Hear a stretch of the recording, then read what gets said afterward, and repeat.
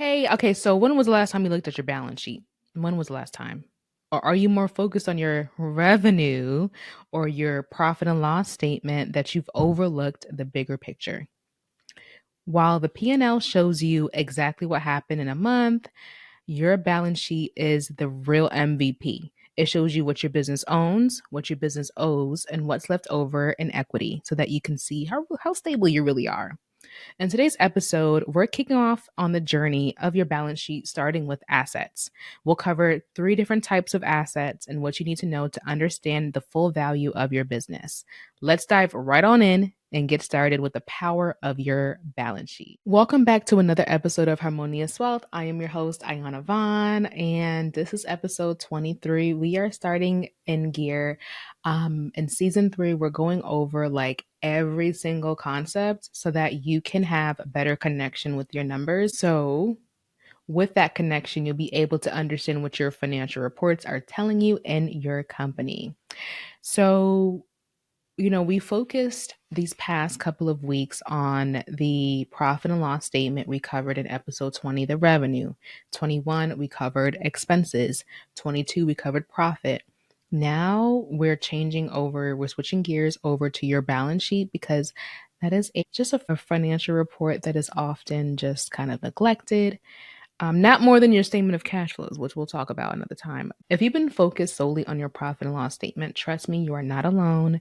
While the P&L is great for showing you what's coming in and out of your company, it's only telling you like that's only the half of it. That's only the half of it.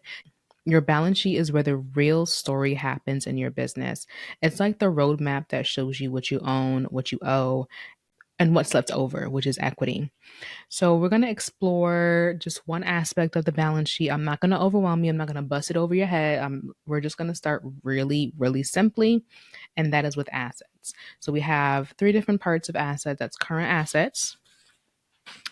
We have current assets, which is your cash and equivalent, your non-cash current assets, and then your long-term assets in your business.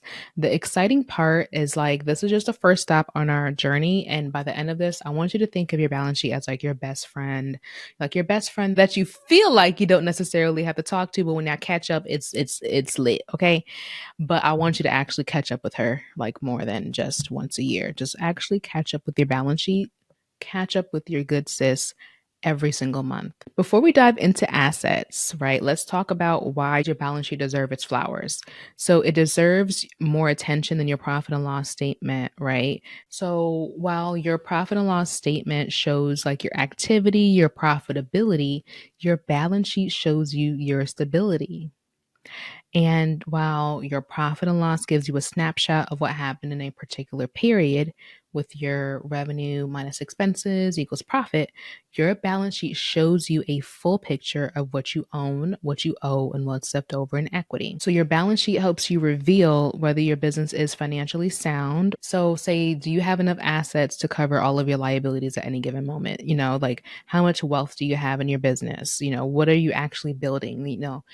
Like when you think of an exit plan in your business, right? We're going to want to look at the balance sheet. That's going to be really important because if you're wanting to sell your business and you're going in for valuation and you're like, okay, I have good net profit. I heard that they sell it for 3x your profit or 3x your revenue. Cool, cool, cool.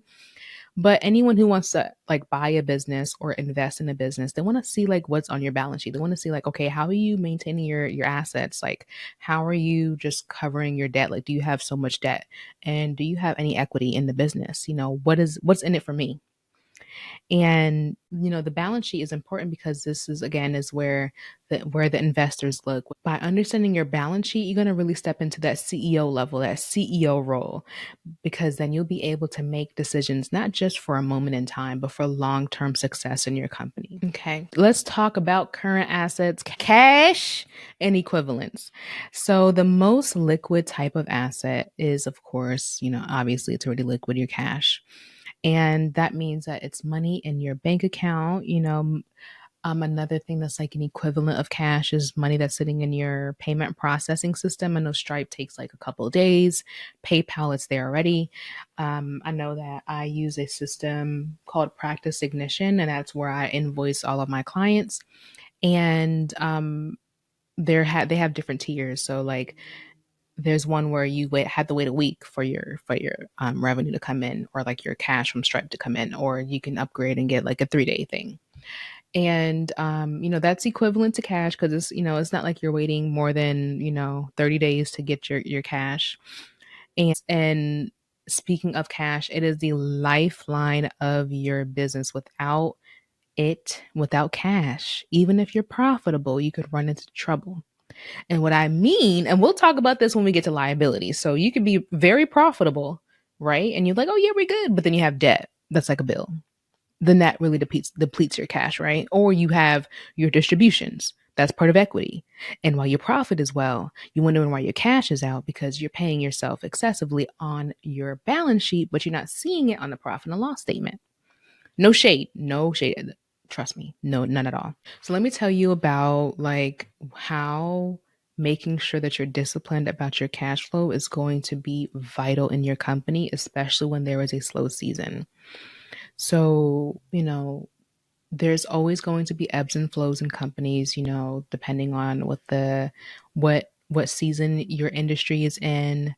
I know that last year, a lot of like video production, like event spaces, like in person things, or like marketing in general saw a hit to their profit last year, just because of like the downturn in what people are more cognizant in what they're spending, because their resources were limited revenue wise. So they had to just make tough decisions to not necessarily invest in certain things, and that heavily impacted like certain industries. And when you have that discipline, and from like when you build that discipline when you're at your best year, imagine how on top of things cash flow wise you can stay in your company as you see that downturn. So getting more specific, when you maintain your expenses and you don't deviate tremendously year over year by impulsively just buying the latest thing, buying the latest coaching program, buying the latest like travel necessities. I talk about this in an earlier episode. I don't remember off the top of my head, but I will share it in the show notes. When you're able to like properly assess how your cash flow is moving through a system, maybe like Profit First, we don't have to do that nitty gritty there. You can build a financial cushion so that you are allowed to navigate those challenging months or even that year without making emotional or hasty decisions. And then when your profit rebounds, right, you'll be able to like not only survive but thrive, because you've been building that nest egg of reserves in your company, so that you will just kind of capitalize on the upswing of your excess cash on hand when things turn out for the better. And that's why it's important to maintain your cash on hand so that you can survive those slow seasons. And just to give you that picture, and we'll talk about this in a future episode when we talk about the statement of cash flows or how cash flow runs in your business. After your profit, there's things that happen and that impact your cash on hand. And again, that includes like you paying yourself, and you paying off debt, and you putting money aside for taxes or paying taxes, right? So when you create a system, a cash flow system, and you're able to ideally have 3 to 6 months of reserves, this gives you a cushion for tough times in your business. Okay, so the second part of your assets is your non-cash items.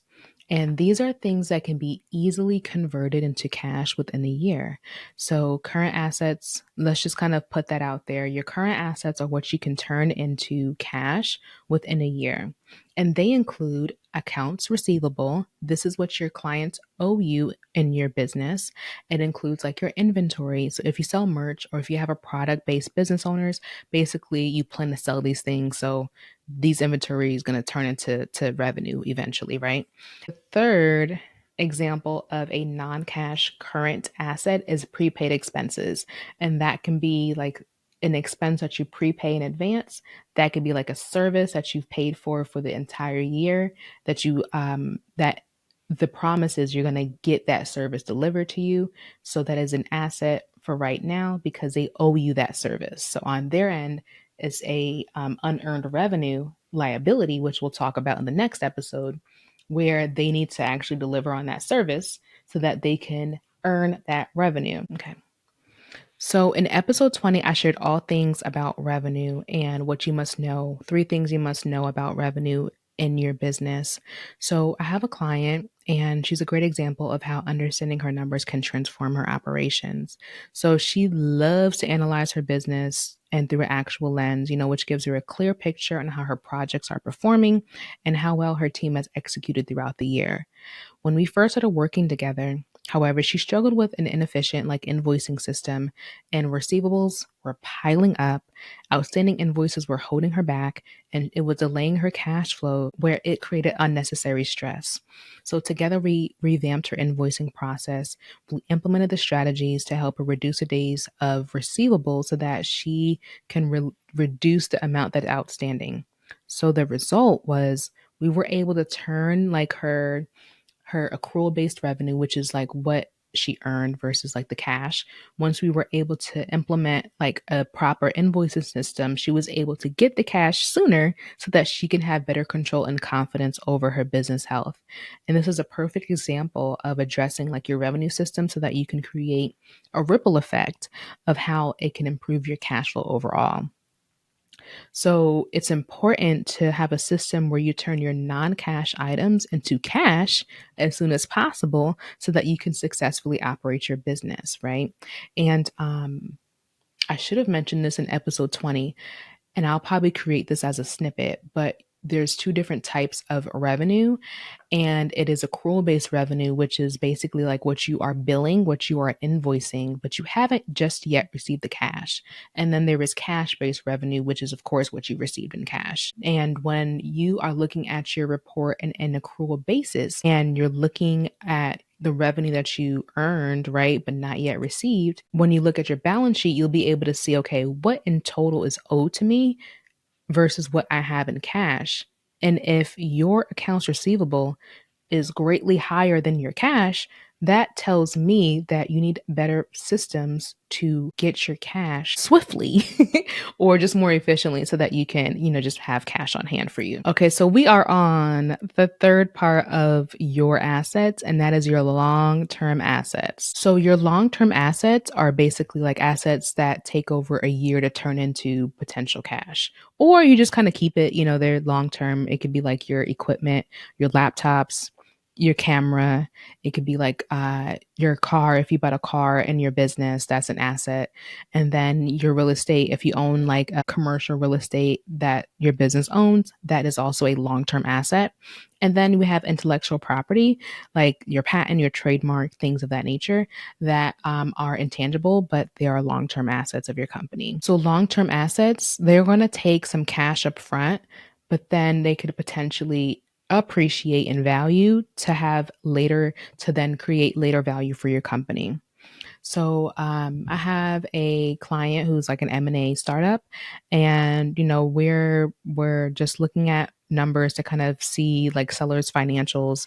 And a critical step in the process is looking at the entire financial data to see a fair valuation for a purchase price.